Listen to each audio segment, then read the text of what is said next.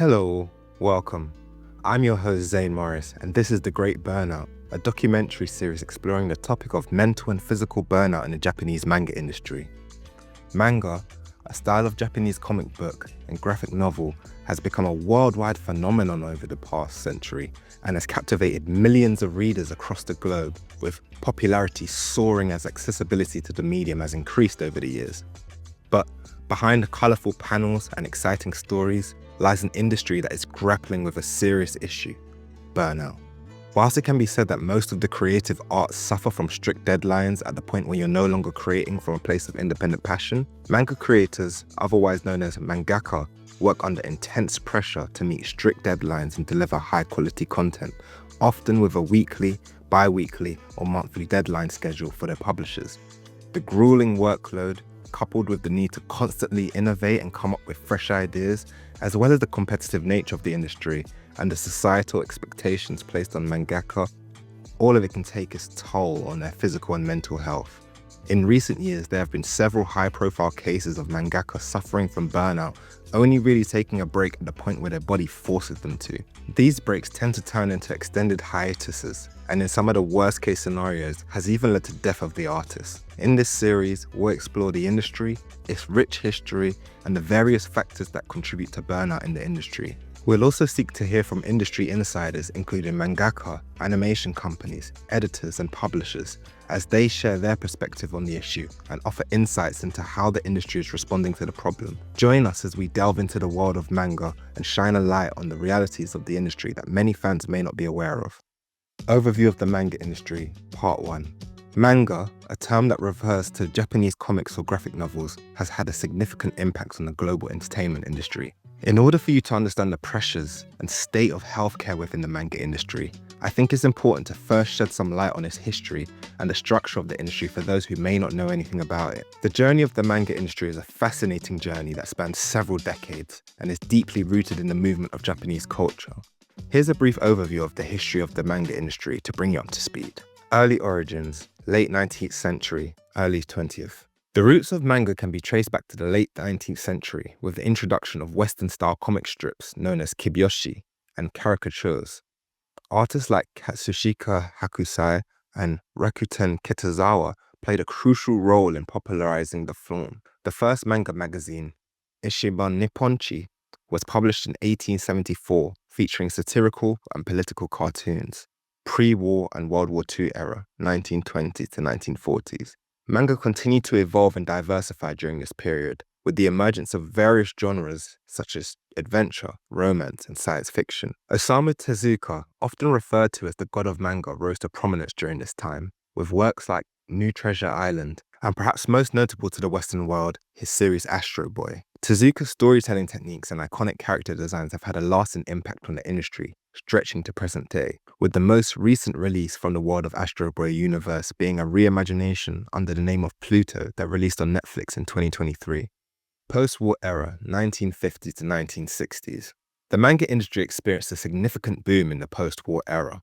Manga magazines, known as rental manga, became popular, providing serialized stories at an affordable price. Tezuka's Princess Knight started in 1953 and introduced elements of shoujo manga, or girls manga, to the medium, targeting a female audience. Shonen manga, or boys manga, also gained popularity during this time, with titles like Shonen King and Shonen Club. Modernization and diversification, the 1970s to the 1990s. The manga industry saw further expansion and diversification during the period of the 1970s to the 1990s. Weekly Shonen Jump launched in 1968 and became a prominent magazine, becoming the publication home of many series that would be the West's first introduction to the medium. Iconic manga series such as Dragon Ball, One Piece, and Naruto would later all be featured in this publication, but for now, it would be series like Kochira Katsushika, commonly known as Kochikame, created by Osamu Akimoto, that would be the star of the magazine. Kochikame is a long-running manga series that continued its serialization in the Weekly Shonen Jump for an impressive 40 years, finally concluding in 2016. The series focuses on a police officer in downtown Tokyo. Renowned for its humor and longevity, it has been continuously published since 1976, earning a Guinness World Record for the longest-running series in a youth magazine. The 80s also saw the rise of several popular manga series in Shonen Jump. The artists responsible were popular in the 80s, but have also left a lasting impact on the manga industry. Akira Toriyama released Dr. Slump in 1980, and it ran until 1984. This series is set in Penguin Village and follows the adventures of a main character named Arale. It was extremely popular among children and spanned 18 volumes, with the 6th volume setting a record for first-run printing sales. The first run printing of the 6th volume saw the record-setting 2.2 million copies, and was the first edition to break 2 million copies. If you recognize the character but have never seen the show, I wouldn't be surprised. The main character Arale has had a few cameos over the series' history. Akira's follow-up series, Dragon Ball, started in 1984 and ran until 1994. The series, inspired by the classical Chinese tale Journey to the West, became a massive worldwide hit and is also known for its engaging stories and memorable characters. This is the series that most Westerners, myself included, would have first experienced with its run on cable channels like Cartoon Network and Toonami.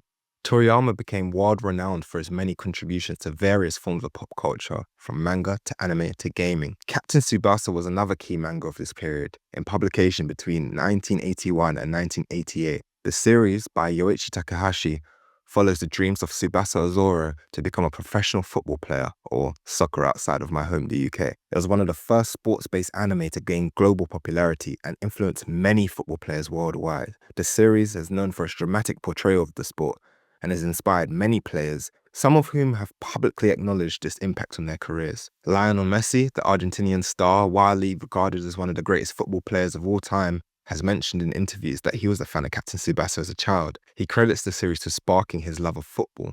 The Brazilian forward, Alexandre Pato, has also expressed his fondness for Captain Tsubasa.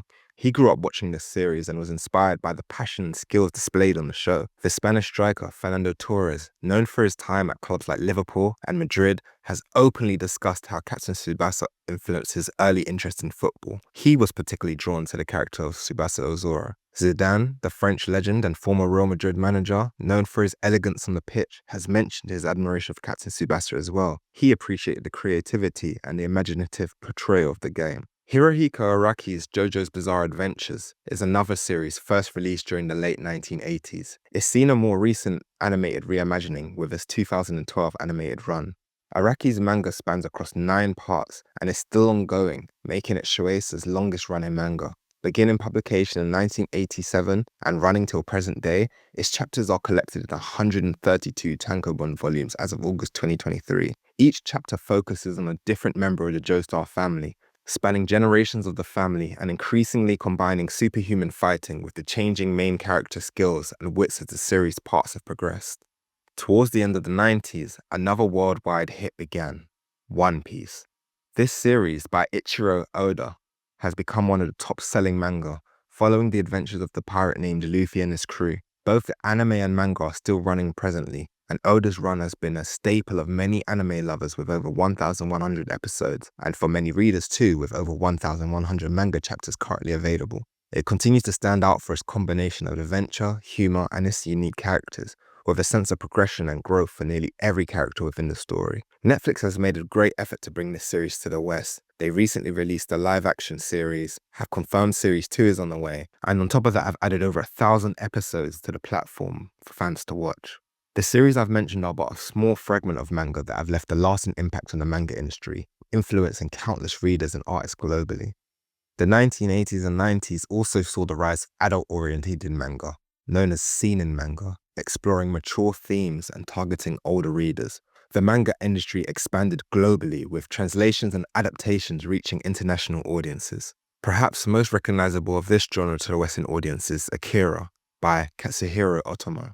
The manga explores themes of unchecked power, political intrigue, and the consequences of nuclear and psychic warfare, with underlying themes of corruption and societal rebirth. Set in a post-apocalyptic Neo-Tokyo, this masterpiece weaves a tale of friendship, power, and the consequence of unchecked ambition. Its breathtaking art and compelling narrative not only set the standard for cyberpunk, but also influenced countless works in and outside of Japan. The anime movie was released in 1991, leading to a global audience, and subsequently, many references within other pop culture media. A famous scene where Kaneda is sliding his motorcycle, which is one of the most iconic images from the manga, is one such scene, and has been honored in over 50 different visual mediums over the past 3 decades. Another favorite of this period is Appleseed, created by Masamune Shirow. This series transports us to a utopian yet troubled world. Through the eyes of Dean and Newt, we explore themes of technology, governance, and humanity, whilst highlighting thoughts around the technological advancements and anxieties of the real world at the time. The manga features robotics, artificial intelligence, and biotechnology. The city of Olympus is portrayed as a technologically advanced utopia, managed by these technologies, including bioroids, genetically engineered beings. In the real world, the 1980s were a period of significant technological growth, characterized by the rise of personal computing, the beginning of the internet, then known as the ARPANET, and advancement in biotechnology.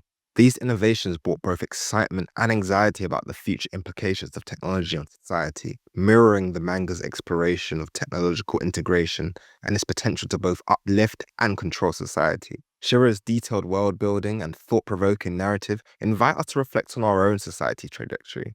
Moving to a different tone, Mason Ikoku by Rumiko Takahashi offers a heartwarming look into the lives of residents at a boarding house.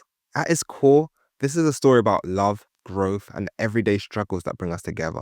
With its charming characters and relatable situations, Mason Ikoku reminds us of the beauty in the mundane. Fist of the North Star by Boronson and Tetsuo Hara drops us into a post-nuclear war landscape where the strong prey on the weak. The protagonist Kenshiro uses his martial arts for justice, embodying the timeless struggle between good and evil. Its dramatic storytelling and iconic art have left a lasting legacy. The manga became iconic for its catchphrases and memorable scenes, particularly Kenshiro's famous line, "You're already dead." The exaggerated muscularity and dynamic action scenes in Fist of the North Star have influenced countless shonen manga. Series like JoJo's Bizarre Adventures by Araki exhibit a clear inspiration in their character design and dramatic storytelling styles. Tetsuo Hara also worked on the artwork for Cyber Blue, released in 1988. A manga written by Bob, it's a sci-fi story set in a dystopian future. While not as closely associated with Boronson, it shares thematic elements with their joint works, emphasizing a post-apocalyptic setting and the struggle for survival. The main character is named Blue, and he pretty much is Kenshiro if he became the Terminator instead of a Hokuto Shinken user. Overall, it's a fun series that many people don't know about, so check it out. Crying Freeman by Kazuo Koike and Roichi Ikegami introduces us to Yo Hinamura, an unwilling assassin with a heart. Each kill brings him tears of regret, adding layers of depth to a genre often dominated by actions. This manga delves deep into the psyche of his characters, exploring themes of freedom, guilt, and redemption. There was also a live-action movie based on it, released in 1995. Dominion by Masamune Shirow presents a satirical take on a dystopian world plagued by pollution and political corruption. With its quirky characters and a unique blend of humor and environmental commentary, Dominion challenges us to think about the impact our actions has on the world around us. These titles are just a glimpse into the rich tapestry of seinen manga from the 80s. Each work, with its unique storytelling and artistic styles, has contributed to the evolution of manga and its global appeal. As we look back on these classics, we're reminded the power of storytelling and the universal themes that connect us all. Digital era, global influence, 2000s to the present. Imagine a world suddenly connected in ways previously unimaginable, where the advent of the internet and groundbreaking digital technologies have sparked a revolution within the venerable realms of manga. This era saw online platforms emerge and scanlation communities, dedicated groups that focus on translating scanned manga, flourish, allowing fans from every corner of the globe to access, share, and revel in the rich tapestry of manga storytelling. As the popularity of manga surged to unprecedented heights, it transcended the pages to inspire even more anime, and even live-action films, further fueling manga's influence across cultures and countries. In our pockets and at our fingertips, digital manga platforms and e-readers had risen, offering fans convenient and immediate access to a plethora of titles. The industry, resilient and ever-evolving, continued to thrive, enchanting us with diverse genres, innovative storytelling techniques, and an unwavering dedication from its fan base worldwide. It's crucial to acknowledge that this overview, whilst comprehensive, merely sketches the general outline of manga's illustrious history. The industry's rich narrative is woven with the threads of numerous influential artists, pioneering publishers, and landmark events that have collectively shaped its development over the years.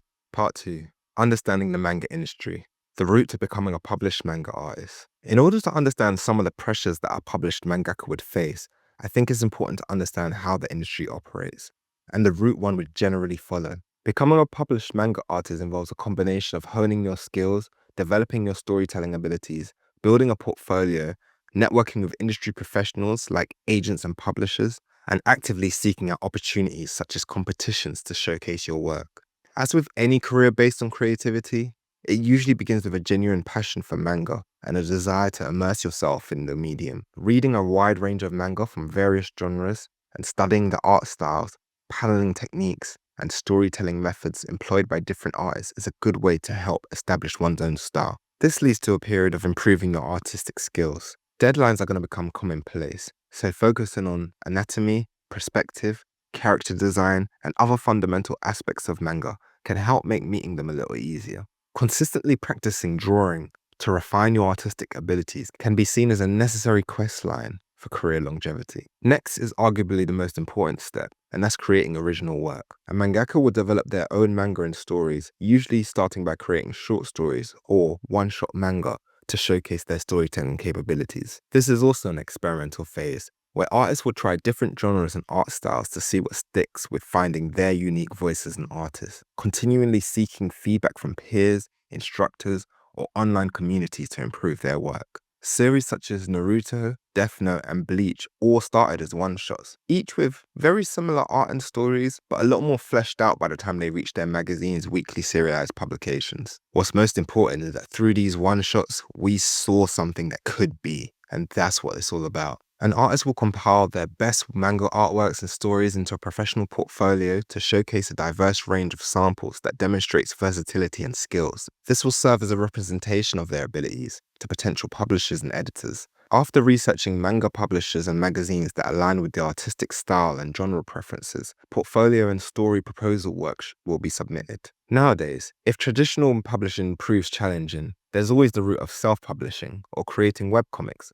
Platforms like Tapas, Webtoon, or Comixology offer opportunities to showcase work to a larger online audience, and building a dedicated readership can capture the attention of publishers and increase chances of getting noticed. Most recently, we've seen series like Tower of God, God of High School, and Solo Leveling, all series that started as independent publishing, which have since been animated and seen worldwide recognition. Breaking into the manga industry can be highly competitive, so perseverance, continuous improvement, and a strong work ethic are crucial. One must keep refining their craft, seek feedback, and never stop learning from the work of other successful artists.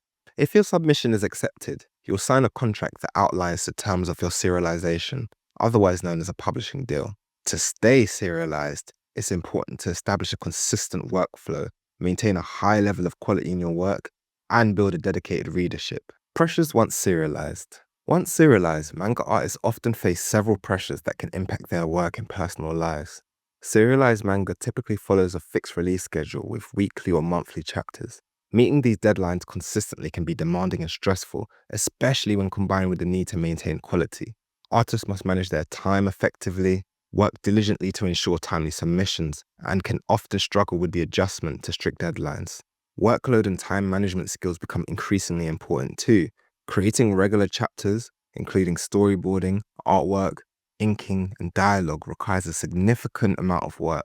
Artists may need to handle multiple tasks simultaneously, such as researching, writing scripts, and revising drafts. Proper time management is crucial to handle the workload effectively, and it's not hard to see why many struggle to maintain a healthy work-life balance. Manga often involves interactions with editors and a readership that expects consistent quality and engaging storytelling. Artists must respond to feedback and editorial guidance while still trying to stay true to their creative vision. Balancing artistic expression with the expectations of editors and readers can be challenging. The pressure to continuously produce new chapters can lead to a creative block or burnout. Artists may struggle with generating fresh ideas, finding inspiration, or just feeling exhausted from the demanding schedule. Overcoming creative challenges and maintaining motivation can be mentally and emotionally taxing. Perhaps slightly different in nature to the other literary mediums are the ratings that the readership can give towards each chapter in the magazine, which can directly affect the pace and trajectories of stories being told. Sometimes,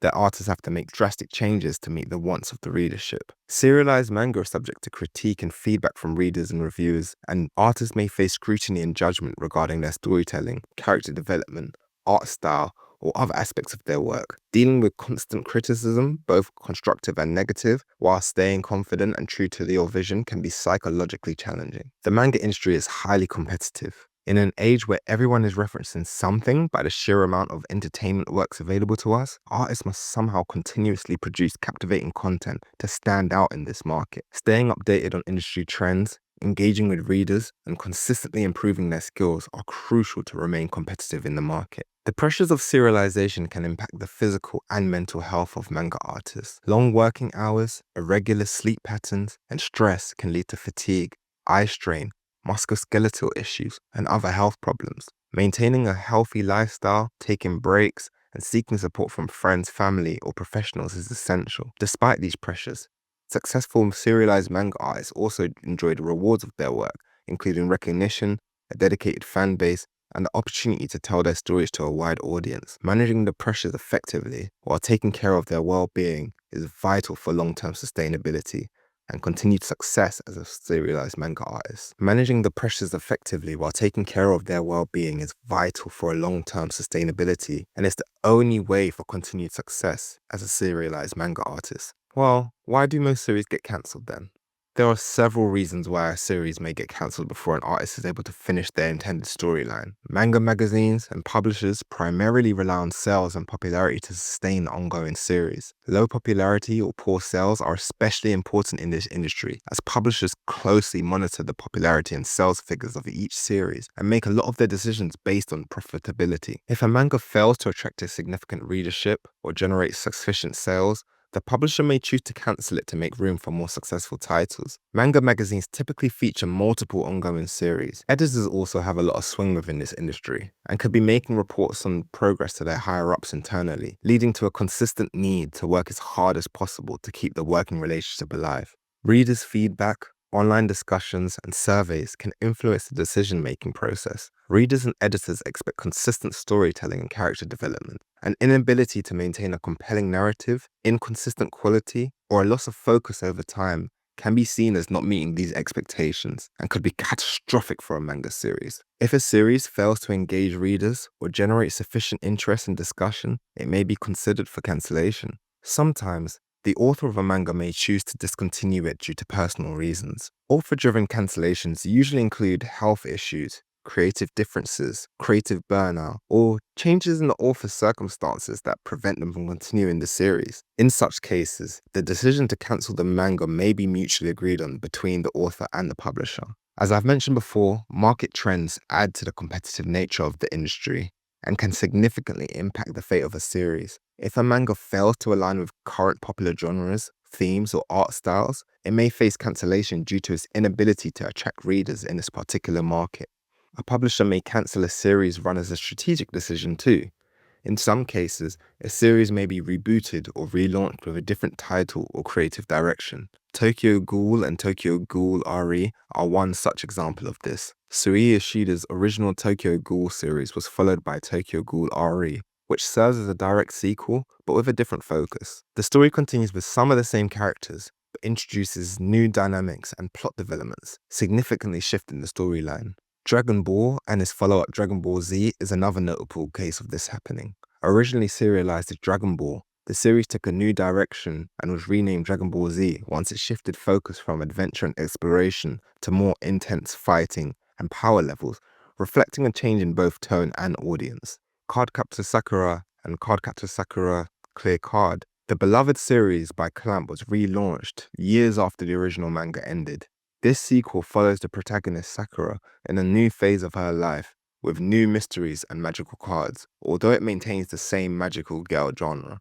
Another Clamp series that saw a reboot treatment was Sailor Moon, with its follow-up Sailor Moon Eternal Edition. The Eternal Edition is a high-quality, full-color reprint of Takeuchi's Sailor Moon. It's not a reboot in a narrative sense, but offers a refreshed experience with its updated art and presentation, targeting both new fans and collectors. Nobuhiro Watsuki's Rurouni Kenshin, otherwise known as Samurai X, has also seen a reboot treatment. The new version, titled Rurouni Kenshin Restoration, was meant to align with the live-action film adaptations. It presents an alternate retelling of the original story, with some new elements. I mentioned JoJo's Bizarre Adventure earlier. It really does lend itself to the nature of the industry in the sense that the show is periodically rebooted into different parts, with new protagonists, settings, and plots.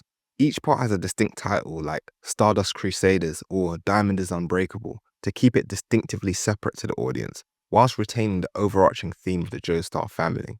With the rise of digital platforms, web manga has become increasingly popular. Whilst the web manga route is a viable option if you don't have a publication deal, it also comes with its own challenges. While web manga series may not face traditional cancellation from publishers, individual creators may choose to discontinue their works for various reasons, from lack of support with creating it, to finances, to simply giving up on a series if they don't feel like it's achieved a desired level of success or engagement. It's important to note that the cancellation of a manga series doesn't necessarily reflect the quality or the talent of the artist. Various external factors and market dynamics can contribute to a series being discontinued. However, successful manga artists often learn from their experiences and use this opportunity to grow and pursue new projects. Manga series that gain popularity and have had dedicated fan base often attract the attention of anime producers and production studios. They assess the manga's market appeal, storytelling potential, and suitability for adaptation into an animated format. Factors such as sales, critical acclaim, and fan demand can influence the decision to pursue an anime adaptation. The process of turning a manga into anime involves several steps and typically requires the involvement of production studios, producers, directors, and animation teams. I could do a whole other episode of the series on the manga to anime pipeline. I will have another video in this series that focuses on the anime industry and the difficulties they face, but for now, let's focus on the manga industry. Further reading and watching, or series that can help you understand the manga industry. If you're interested in a manga that specifically revolves around the manga industry itself, a title I'd definitely recommend is Bakuman. Many moons ago, this was my first insight into the industry and sent me down a wormhole of similar titles. It was the spark that got me to learn more about it in the real world. Bakuman by Sugumi Oba and Takeshi Obata. The duo are otherwise known for series like Death Note and more recently Platinum End. This manga series follows the journey of two aspiring manga creators, Moritaka and Akito, as they work towards achieving their dream of becoming successful serialized manga artists. It provides a detailed portrayal of the manga industry, including the creative process, competition, and the challenges faced by aspiring mangaka. It's a great insight into the world of manga creation, publishing, and the lives of manga artists. Similarly, Comic Studio by Aka Akasaka follows the story of Nagi, a young girl who aspires to become a professional manga artist. It explores her journey as she attends a manga school, faces various trials and tribulations, and learns about the realities of the manga industry. Mangaka-san to Assistant-san, or The Comic Artist and His Assistants, by Hiroyuki is a comedic manga that revolves around the life of Yuki Aita, a perverted manga artist, and his interactions with his assistants. It humorously portrays the challenges of working as a manga artist, including deadlines, creative struggles, and the relationships between the artist and their team.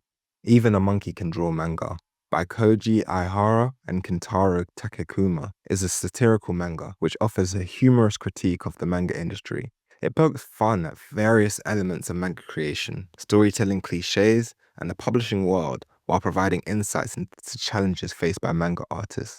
Geken Shoujo Nozaki-kun, or Monthly Girls Nozaki-kun, by Azumi Tsubaki. Although this one focuses more on the romantic comedy genre, this manga also provides glimpses into the life of popular manga creator Umetaro Nozaki. It humorously depicts his experiences as a manga artist, his interactions with his friends and assistants, and the behind-the-scenes working of creating a manga. These manga titles offer entertaining and informative portrayals of the manga industry, showcasing the passion, creativity, and struggles of any manga artist in the field.